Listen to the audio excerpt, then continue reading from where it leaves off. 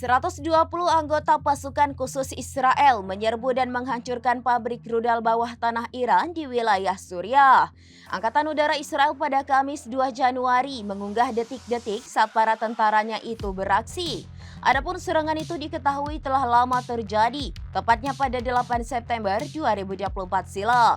Dilansir NDTV via Tribunnews pada Sabtu 4 Januari 2025, elit IDF itu secara senyap menyerbu dan menghancurkan fasilitas produksi rudal bawah tanah yang diduga didanai Iran di Suriah.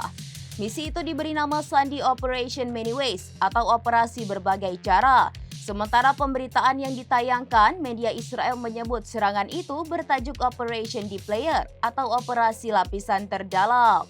Adapun fasilitas Iran yang dikenal sebagai deep layer itu diduga berlokasi di dekat wilayah Mashhad di Suriah Barat. Daerah itu dianggap sebagai benteng pertahanan udara Suriah. Pejabat Israel mengklaim lokasi itu jadi tempat proyek utama program produksi rudal Iran.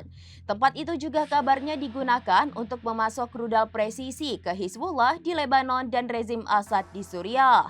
Israel mengklaim operasi tersebut dilakukan tanpa menimbulkan korban luka pada pasukannya.